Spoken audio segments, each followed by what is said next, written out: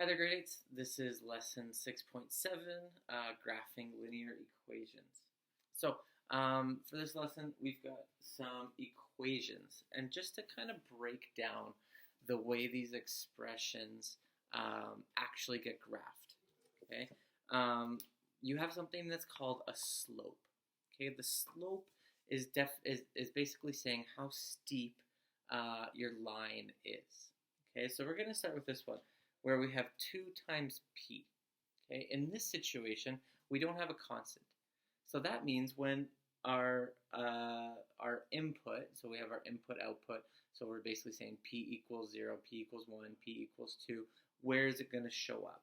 So our input, once again, is on the bottom, and our output, so this is I, this is O, okay, input, output.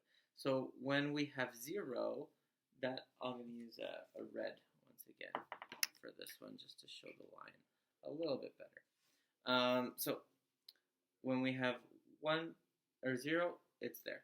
When we have 2, or sorry, when we have our input of 1, 1 times 2 is 1. So we're going to be here. When we have our input of 2, our output is going to be 4. When we have our input of 3, our output is going to be 6. And we're going to continue to make this line that goes all the way up. So basically what's happening is we go over 1, up 2, over 1, up 2, over 1, up 2. And we're taking kind of these stairs where the height of the step is twice that of kind of the distance. So it shows a fairly steep incline. Okay, if we were to have an incline of 1, okay, so that's basically saying 1 times p, then for every 1 we'd go up, we'd go over 1, and so on, and it would continue that way. So the numerical coefficient is actually telling us how steep it is, okay, and because it's a positive number, it's going up and to the right, as you can see here. Now, when I go to the next one, we have negative 3n. Okay, because we have a negative, we're actually going to have a downward slope. So it's going to go down and to the right. Okay, so when our input, so here's our input, here's our output. When our input is 0, we're going to get 0. Okay, so when we have 1, so negative 3 times 1 gives us negative 3. So what happened? We moved over 1, down 3. So our slope is actually going down 3. So if I connect these lines, oops, as straight as I possibly can. Oh, that's not 3. 3's down here. So down 3. The next one, if I use 2, okay, I'm going to be all the way down to negative 6. So here's my next step, and it's going down. And then maybe down to negative 9. So here's my next step. So I've got this line that goes down to the right and down. Okay. So whatever we have as our numerical coefficient, that tells us how steep that line is. Okay, now I've tried to keep the same scale, but my spacing is a little bit different. So they kind of look like these two, kind of look like they're the same steepness, just in different directions. However, they're not. So when I go down to this last one here, so I have 2n plus 2. So in this situation, we actually have a constant. The constant actually tells me where my line crosses on the y-axis. Okay, the y-axis is my vertical axis, the one that goes up and down. My x-axis is my horizontal. So here I have my input, here I have my output.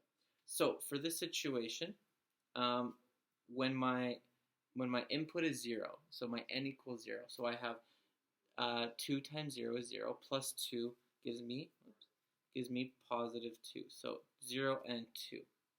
When my input is 1, so 2 times 1 is 2, plus 2 is 4. So I'm going to be here. So once again, my slope is going to be over 1, up 2. Okay, so then I can do it again, over 1, up 2. Okay, so my whole line is going to end up looking like this. So I'm going to get something that's similar to this, and it's going to go in both directions. So if I was to have an input of a negative number, it would continue the other way. All right. So to break it down kind of as simply as I possibly can, this tells you how many up you're going. Oops. How many up you're going for every time you go right.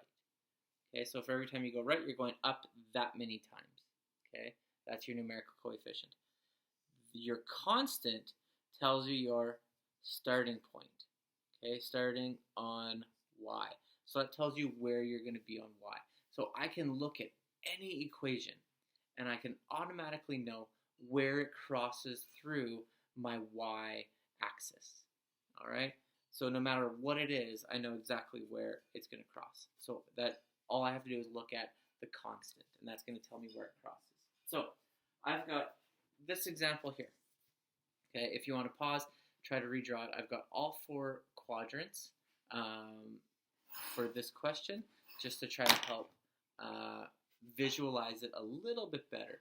So I have y equals negative 4x plus 1. So I know right away that my y-intercept, so where that line crosses through, is going to be at positive 1. So it's going to be right here. Okay? So here I've got 1s, here I've got it going up by 3s. So my slope isn't necessarily going to look as correct, because I've just got different, kind of a different scaling going on. I've kind of shrunk it from top to bottom. So I have a negative numerical coefficient, which means it's going to go down and to the right. Okay, that's the way my line is going to go. So let's see what happens. If I have negative 1, okay, so I have, so where it's negative 1, what's my y going to be? Well, 4 times negative 1 is 4, positive 4, plus 1 is positive 5. So negative 1 and positive 5. So I'm going to have my line here. Let's see what happens if I have positive 1. So negative 4 times positive 1 is negative 4, plus 1 is actually negative 3. So 1 and negative 3. So this is where my line is going to be created.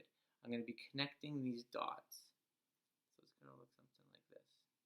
And it's just going to kind of continue on and on and on. And I can actually go and say negative 2. Okay, so then I get 8, so I get 9. So my next one's going to be up at 9, which is where it intersected. Negative 3 would give me 12, 13, so it intersects at 13. So if I have my line nice and straight, and I'm actually connecting it, so I'm using a ruler, it's going to go over all the correct points. All right. So even if I go 2, that would give me negative 8, so I'd get negative 7. So it crosses through negative 7 there. If I go 3, that would give me negative 12, and then negative 11. So it should be crossing a little bit higher there. So my line's not completely straight. Also, my graph isn't perfect. But what we can actually see is this, my constant, is where it crosses through my y-axis, and my slope. So basically what's happening is for every time it goes right, it goes down 4 spots, right? So when you're looking at graphing these equations and you see, your expressions, when you're graphing them and you see what they look like, you should know right away, where does it cross through, and then what type of slope should I be looking at. All right.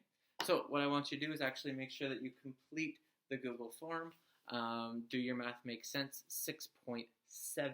This is actually the last section of the chapter, so you're going to be getting ready for a unit test, which I'll give you more information in our Zoom sessions as to when that's going to be. If you have questions, make sure you have them ready and prepared for the Zoom sessions. Submit your Math Makes Sense to the Google assignment. And then if you need to get a hold of me, you can contact me through Hangouts, you can email, or through Zoom. All right. Good luck.